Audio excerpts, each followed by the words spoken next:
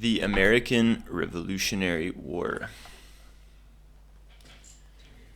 was also known as the Revolutionary War or the American War of Independence. Okay, let me just get my Zoom thing going here. I think it's like that. Perfecto mundo. So it's also known as was an armed conflict that was part of the broader American Revolution, in which American Patriot forces, organized as the Continental Army and commanded by George Washington, defeated the British Army. So we have the Patriot forces. Wonder what that word comes from.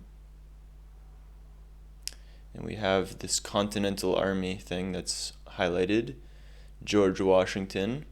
I don't know if it's published yet, but I have the series on the American presidents. He is, of course, the first one.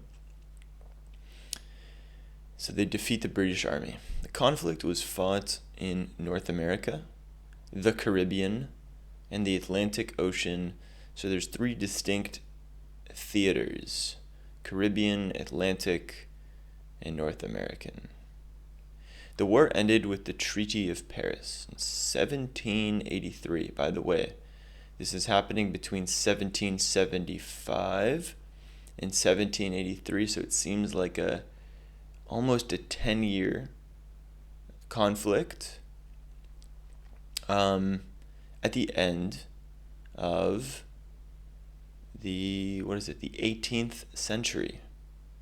Okay, so big stuff.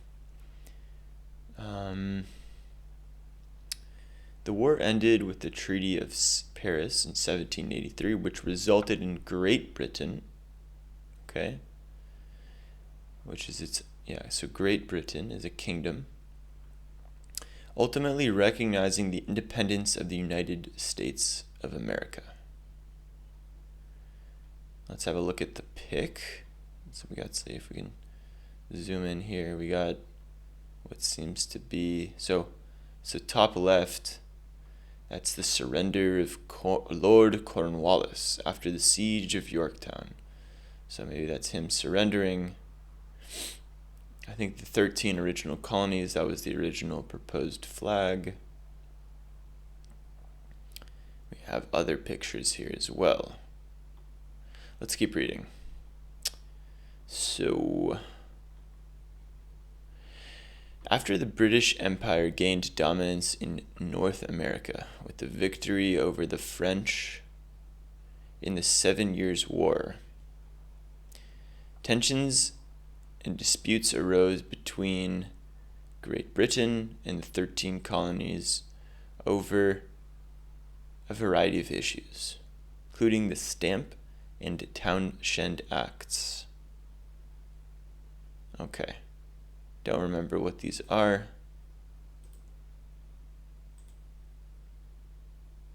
Maybe. Yeah, I don't have enough time to read into every single one,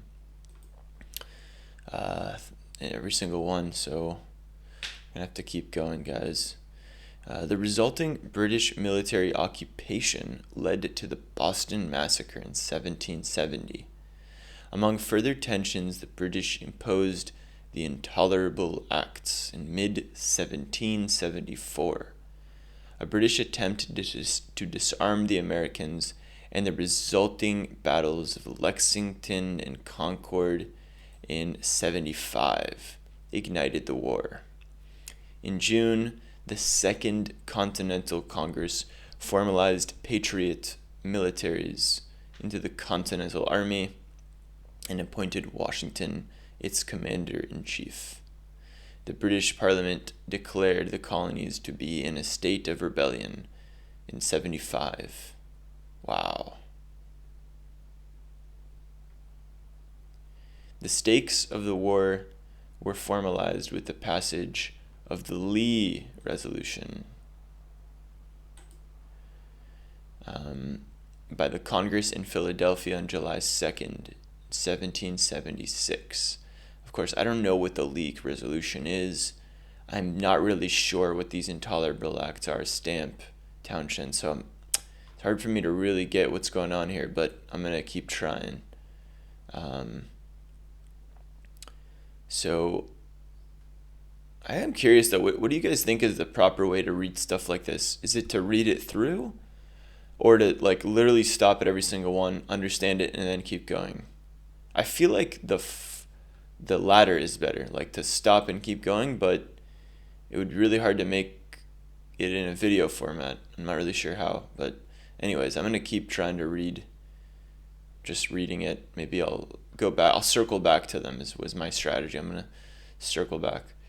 So the stages of the war were formalized. We read this on July 2nd, and the unanimous ratification of the Declaration of Independence on July 4th, 76. So this is it. They declare independence, and I wonder if the United States starts in 76. That is something I want to check out right now. Or maybe I can just write it down on myself. I think it is. It's like the clock for America started when America said it'll start, not otherwise. So let's see. I'm gonna open it. I'm gonna open it really fast and see if it's 1776. Do we see it? Yeah. That's like when it starts. So when they declare independence, which is a rebellious act, and in terms of the United States and its history, it starts right there. Of course, there's a war that's fought, but it's fought in the context of the United States of America, or the 13 colonies. Okay. That's something maybe trivial and obvious to you guys that I needed to clear up. Let's see if we can keep going with this. Okay, so where are we?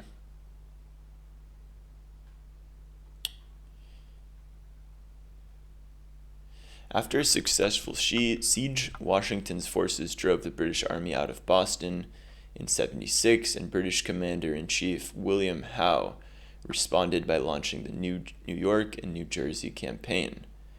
Howe captured the New York City in November. Washington responded by clandestinely crossing the Delaware River and winning small but significant victories at Trenton and Princeton.